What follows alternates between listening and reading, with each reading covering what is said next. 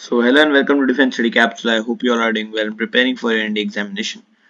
इस वीडियो में हम लोग डिस्कस करने वाले हैं about the pattern of NDA English examination because NDA का गैट का जो एग्जाम होता है उसमें इंग्लिश काफ़ी इंपॉर्टेंट पार्ट होता है और काफ़ी लोग डिमांड भी कर रहे थे अबाउट इंग्लिश का कंटेंट लाने की। तो मैं इस वीडियो में इंग्लिश का पेपर पैटर्न डिस्कस करने वाला हूँ कि कैसे आपको अप्रोच करना चाहिए, कैसे क्या क्या चीज़ आपको प्रिपेयर करनी चाहिए इन दीज रिमेनिंग डेज। तो इस वीडियो को एंड तक देखना, अपने दोस्तों के साथ वीडियो को शेयर करना, चैनल पर नया हो तो सब्सक्राइब कर देना। My name is Sachin Upadhyay, you are watching defence study capsule. Let's get started.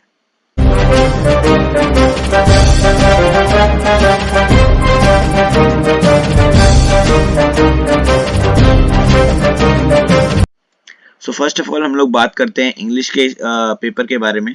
So English का paper generally starts with spotting the errors. ठीक है, सो स्पॉटिंग एरर टाइप वाले क्वेश्चंस जो होते हैं वो सबसे पहले होते हैं पार्ट ए में, अपना जो इंग्लिश का पेपर होता है। ठीक है, इसमें जो क्वेश्चंस होते हैं वो थोड़े इजियर लेवल पे होते हैं स्पॉटिंग एरर्स।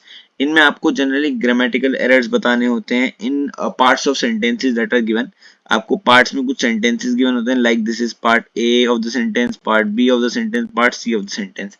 अगर इन तीनों में कोई ग्रामेटिकल एरर है तो आपको वो मार्क करना होता है, वरना आपको ऑप्शन डी मार्क करना होता है जिसमें नो एरर होता है। ठीक है, सो इसमें इसके लिए आपको जनरल क्या क्या चीजें चाहिए होती है वो बताता हूँ। सबसे पहले आपको बेसिक ग्रामर नॉलेज चाहिए होती है, ग्रामर की आपको बेसिक नॉलेज होनी चाहिए, बेसिक ग्रामर की नॉलेज होनी चाहिए, वो चाहिए होती है आपको।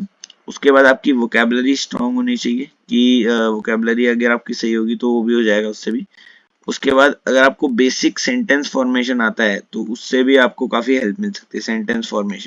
सेंटेंस फॉर्मेशन के कुछ रूल्स होते हैं कि कौन से कनेक्टर्स कहाँ लगने चाहिए, कौन से प्रेपोजिशंस कहाँ लगने चाहिए, ये सब आपको पता होना चाहिए। ठीक है, और बहुत सारे रूल्स होते हैं। ठीक है, तो वो सब आपको पता होना चाहिए। ये आपको कैसे इंप्रूव होगा? फर्स्ट ऑफ ऑल इसके लिए आपको प्रैक्टिस करनी पड़ेगी। जितनी आप प्रैक्टिस करेंगे उतना आपको रूल्स पता लगेंगे, खुद आप रूल्स पहचान पाओगे। Without studying about them in theory आप प्रैक्टिस में अच्छा कर पाओगे। ठीक है, अगर आपने अच्छे से प्रैक्टिस कर रखी होगी। और इसके लिए आप कुछ वीडियोस भी देख सकते हैं यूट्यूब में काफी सारे ट्यूटोरियल्स हैं रिगार्डिंग स्पॉटिंग एरर्स। ठीक है, सो ये आप आराम से देख सकते हैं वहां से, so that will help. So this type of questions are asked in NDA examination. ठीक है, सो ये वाले क्वेश्चंस आप पक्का करके जाना, these will help you a lot. आगे बढ़ते हैं, तो आगे हम बात करते हैं। तो यही वाले क्वेश्चंस अभी हमारे पास आएंगे, थर्ड फोर्थ, इसके अराउंड हमारे पास 10 क्वेश्चंस होंगे।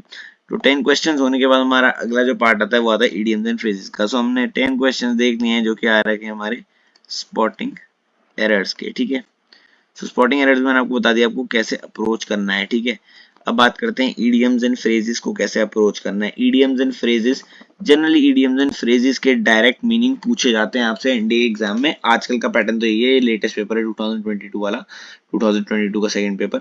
सो यहाँ पे काउंटिंग और चिकन्स, ये जो basic basic idioms and phrases होते हैं उनके बारे में यहाँ पे बात करी गई है। ठीक है, सो ईडियम्स एंड फ्रेजेस में आपको याद करने होंगे। ईडियम्स एंड फ्रेजेस जो बेसिक जो कॉमनली यूज होते हैं वो आप याद करके जाइए। देखो ज्यादातर आप याद नहीं कर सकते क्योंकि बहुत सारे इडियम्स एंड फ्रेजेस हैं, thousands and lakhs of idioms and phrases होंगे आई गेस। बट आपको जो मेन है, जो जनरल हम लोग पब्लिक स्पीकिंग में यूज करते हैं या फिर अपने डे टू डे एक्टिविटीज में यूज करते हैं, वो सब आप याद करके जाइए। ठीक है, जो इंपॉर्टेंट है, बाकी आपको आइडिया लगाना पड़ेगा वहीं पे। लाइक काउंटिंग और चिकन्स, मतलब सिंपल चीज है कि आप अगर ज्यादा पढ़ के पहचान सकते हैं। ठीक है, कुछ कुछ जो हमारे ये वाले जो इडियम्स एंड फ्रेज होते हैं आप पढ़ के पहचान सकते हैं। आइसिंग ऑन द केक ये बेसिक यूज वाला है, जो डेली यूज में होता है। Icing on the cake, under the weather ये भी थोड़ा बेसिक ही है। To sit on the fence बहुत, once in a blue moon बहुत इजी। ठीक है, सो इजियर लेवल पे होते हैं एंड इजियर साइड पे होते हैं। ठीक है, सो कुछ आपको पढ़ के जाने होते हैं एट सिक्सेस एंड सेवंस।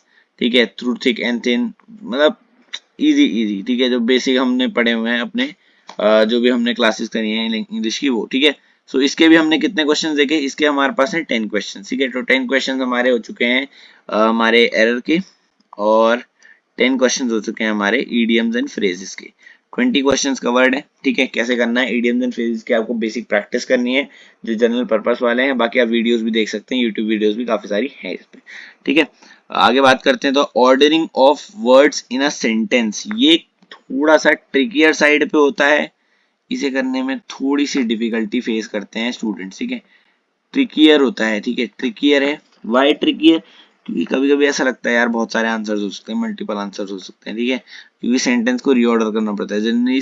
बहुत कभी कभी ऐसा होता है कि दो से ज्यादा से सेंस बन जाता है, एक या एक से ज्यादा से सेंस बन जाता है, ठीक है, उस टाइम पे हमें थोड़ा सा मुश्किल होती है इसे हैंडल करने में। सो इसके लिए क्या करना है आपको, practice. Again practice is very important, everything in English requires practice, तो प्रैक्टिस करनी है। बाकी आपको क्या करना है, जनरल पर जो आइडियाज होते हैं, जनरल रूल्स होते हैं वो फॉलो करने हैं, ठीक है। इसके लिए यूट्यूब वीडियोस हैं काफी सारी जो रूल्स बताती हैं आपको और इजी ट्रिक्स बताती हैं कि आप कैसे इन्हें टारगेट कर सकते हो, ठीक है। तो ये ordering of words in a sentence is very important, like PQRS, ठीक है। कभी कभी ऐसा होता है कि इसका सेंटेंस का ऑर्डर ऑलरेडी सेट होता है, सो बहुत जनरली आंसर वो भी हो सकता है, तो वो भी चेक कर लेना, ठीक है।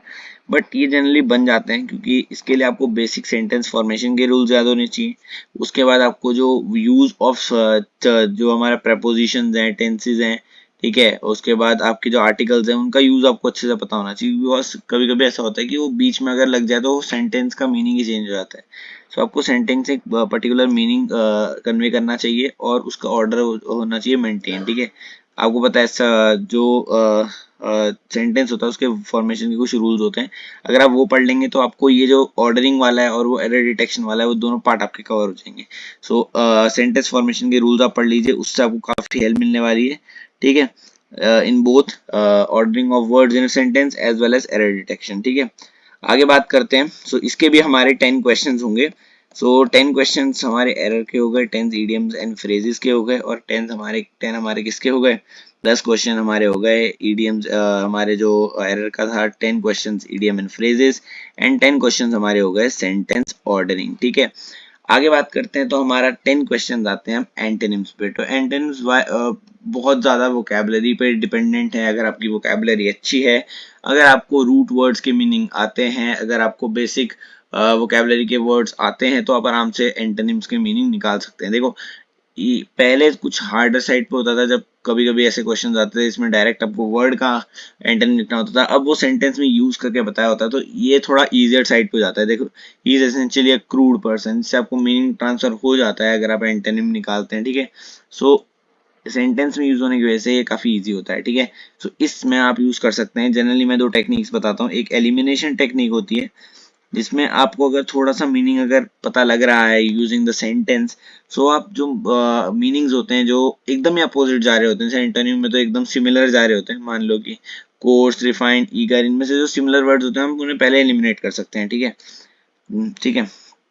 उसके बाद जो सिम जैसे रेयर, फेक, ठीक है, इन सब वर्ड्स को आप ऐसे वर्ड्स छाट सकते हैं जो सिमिलर मीनिंग के हैं, ठीक है, क्योंकि एक से ज्यादा ऑप्शन तो करेक्ट होगा नहीं, एक ही ऑप्शन करेक्ट होगा। तो जो सबसे डिफरेंट मीनिंग आप उसकी तरफ इंक्लाइंड हो सकते हैं, ठीक है, तो ये एलिमिनेशन की टेक्निक होती है। सो ये आप फॉलो कर सकते हैं, ये भी प्रैक्टिस से ही आएगी, सो प्रैक्टिस करना इज वेरी इंपॉर्टेंट। अगेन आप यूट्यूब वीडियोस की हेल्प ले सकते हैं, वहाँ आपको प्रैक्टिस कराते हैं, मैराथन्स कराते हैं, और वो थोड़ी ट्रिक्स भी आपके साथ शेयर कर देंगे ऑफ एक्सपीरियंस, ठीक है। सो वो आप देख सकते हैं, एंटोनिम्स एंड सिनोनिम्स आपके ऐसे हो जाएंगे। उसके बाद आपको रूट वर्ड्स याद करने हैं, जो कि मैं अगली वीडियोस में शायद आपके लिए एक सीरीज ले आऊँ जिसमें मैं रूट वर्ड्स आपको करा दूं एंड इडियम्स फ्रेजेस आपको मेन बता दूं, ठीक है। सो रूट वर्ड्स आपके लिए इंपॉर्टेंट है, वो मैं करा दूंगा आपको, ठीक है। रूट वर्ड्स आप कर लेंगे जिससे आपके एंटोनिम्स एंड सिनोनिम्स दोनों कवर हो जाएंगे। उसके बाद आप क्या कर सकते हैं, इनकी प्रैक्टिस कर सकते हैं। जितने ज़्यादा से ज़्यादा एंटोनिम्स आपको एंड वर्ड्स के मीनिंग याद होंगे, जितने ज़्यादा से ज़्यादा आपको वोकैबुलरी अच्छी होगी आपकी, जितना आप ज़्यादा वर्ड्स याद करते हैं, ठीक है, तो वो आप कर सकते हैं, that will help a lot, ठीक है। सो एंटोनिम सिनोनिम आपके 10-10 क्वेश्चन आते हैं। So that was all of the आपका जो इंग्लिश का पार्ट होता है 50 क्वेश्चंस का पार्ट, जो आपको 200 मार्क्स इजीली दे सकता है अराउंड। अगर आप 40 क्वेश्चंस भी करके आते हो तो 150 मार्क्स तो आपके प्लस आते ही हैं। So 150 marks is a lot of marks if you want to clear your NDA examination with a good grade, ठीक है। So that's all for today. My name is Sachin Upadhyay. Thanks for watching the video. Till then, Jai Hind.